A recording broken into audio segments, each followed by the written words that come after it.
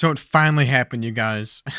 I say it finally happened, but like at the same time, I never thought this was gonna happen. Like, I knew something like this was gonna happen, but never did I imagine this would happen. I can't believe the world we live in right now. Before we get into this video, if you like these videos, hit like, subscribe, stay a while. Stay a while. Let's get into it. Check this out. From our legendary source of truth, Wario64. You know, some people like AI. I believe Wario64. Check this out. Pricing for the original Nintendo Switch family of systems and products in Canada will change based on market conditions. These include the Nintendo Switch OLED model, Nintendo Switch Lite, physical and digital Nintendo Switch games, and Nintendo Switch accessories. Other Nintendo products, including Amiibo and Nintendo Switch Online memberships, will also experience price changes. Please note, this pricing change does not apply to the Nintendo Switch 2 accessories or software. Pricing information specific to the Canadian market will be shared at Nintendo.com on August 1st. Never did I imagine that the Switch 1, what are we on, year 9? So it's 8 full years, we're on year 9. The Nintendo Switch 1 is going up in price. The Nintendo Switch Lite is going up in price. That is crazy. I think it's just too soon for the Nintendo Switch 2. I'm not sure about the digital games. I don't know if there was some digital tax going on. Look here in the corner. If I can, Canada resigns digital. Okay, so they terminated. There you go. Before the misinformation starts, they're saying right there. So Canada backed out of the digital tax. So they're still raising the Nintendo Switch digital games. A digital game, which has already been made in some of these cases 9 years ago, and they're going up in price. A digital game where you don't have to ship, you don't have to manufacture anything. They're going up in price. Not the Nintendo Switch 2, though. This is the original Nintendo Switch family of systems. Hot take, I hate that term family systems. I feel like I need to say it because that's the conversation that people use online. I think it's weird. I mean, maybe that's me just being old, kind of like physical media. I'm not a big fan of that. Anyway, can you believe that? Now, Nintendo's not the first. They're actually the last company to raise prices on old or existing software. Who do we have? Sony. They've raised their prices of the PlayStation 5 in other regions. Xbox, they upped it across the board, even in the US.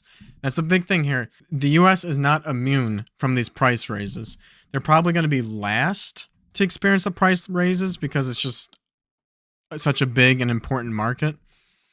But I think they are going to wait to do it last, and I do think they're coming. And this is why I bought 2 Nintendo Switch 2 systems at launch. It sounds a little crazy, maybe. It feels kind of crazy. I mean, it's not just like me personally. It's me and my wife, and you know, we have kids, so eventually they're going to be able to play Nintendo Switch systems. They're going to get our old systems, which are just kind of collecting dust in the drawers. But, you know, eventually we're probably going to get a couple, you know, maybe a Switch 2 Pro when that comes out, upgrade it. So we have room in our lives for 2 Nintendo Switch 2 systems. And I bought those 2 because I'm convinced that the Switch 2 is going to go up in price in the US. I'm convinced it's going to go up in price not far off. They mentioned something about like the Switch 2 is going to remain the current price throughout the end of the year. This was back when they increased the price of all the accessories. And so like, why would they even mention throughout the end of the year? Like, why would they even give a specific time frame if there's no plan to eventually raise the price?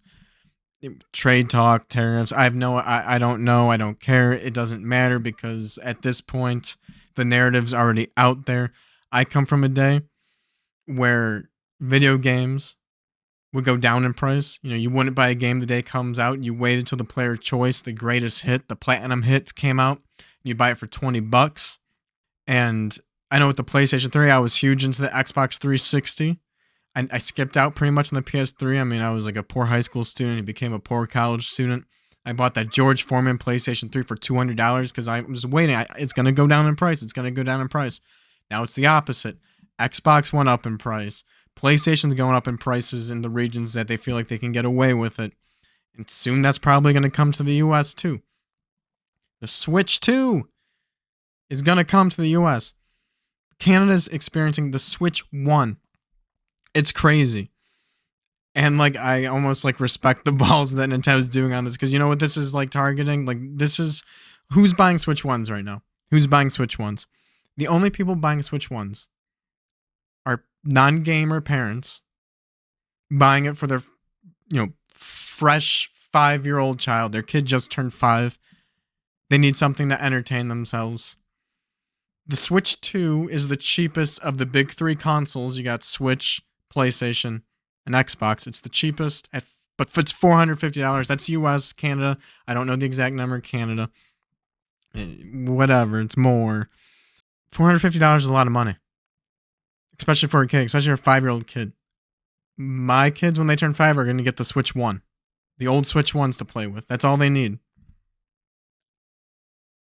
I'm a gamer. My wife plays games. We have 3 Switch 1s. 2 original models, 1 Switch Lite. And that's going to be perfect. Like, they're pretty much obsolete systems at this point with the Switch 2. That's going to be perfect to give the kids. So these non-gamer parents with a 4, 5, 6-year-old,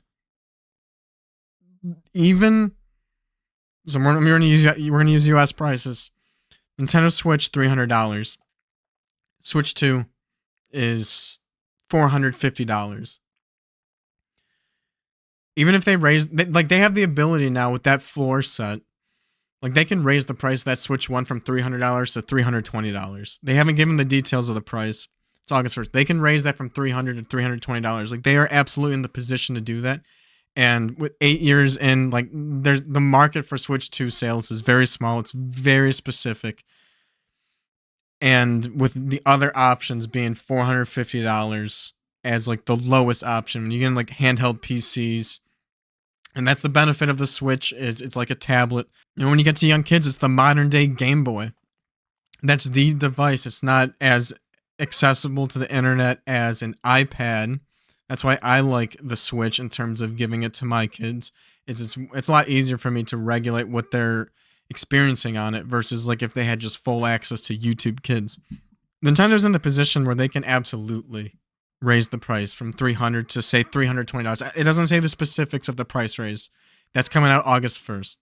It could be $50. It could be $100. I doubt it. I think it's going to be a small price increase from like $300 to $320. Again, this is US dollars. So, we'll do when the actual number comes out, maybe we'll do the exchange for the Canadian dollars and see if I hit that prediction. But I think it's going to be a small increase from like $320.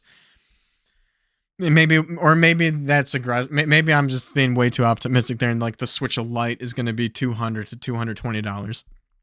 Anyway, they're absolutely in the position to do something like this, because where's the competition? And the Switch 1 might continue to be sold for maybe like 3 more years. Maybe it can be sold for longer, but probably we'll have 3 more years of like new software from Nintendo coming to Switch 1. Not much, like not everything. Like there's the Tamagotchi Life or whatever. That game's coming. I think that's a 2026 game. So maybe some smaller games will come to both Switch 1 and Switch 2. But it makes sense because there's 160 million Switch 1s out there. And now only around roughly like 3 million Switch 2s. So yeah, Nintendo, I can't believe this.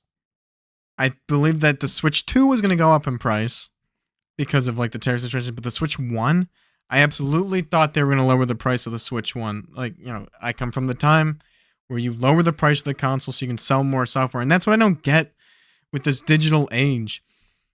Shouldn't they want more people to have Switch 1 so they can sell more software? I can't believe that. And, they barely put their games on sale.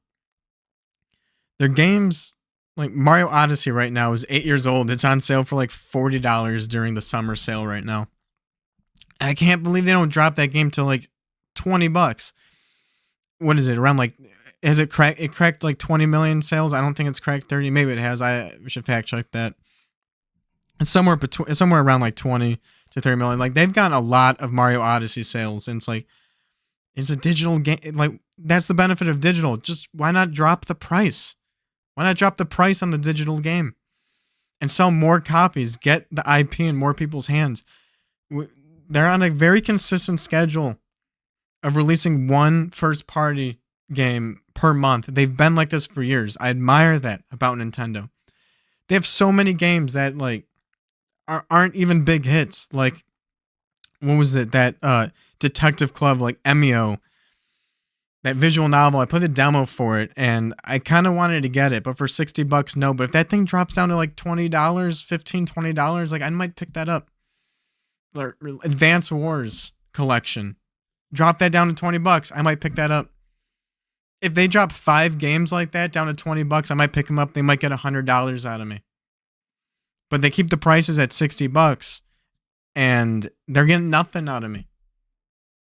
I buy a game. I have a huge backlog. I like building on it, even though I'm not going to play it. Like, you know, the Steam Summer Sale, Nintendo sale, on all the platforms. The games go down to like $5. I pick them up. I am in the backlog. I don't know when I'm going to play them, but they're there.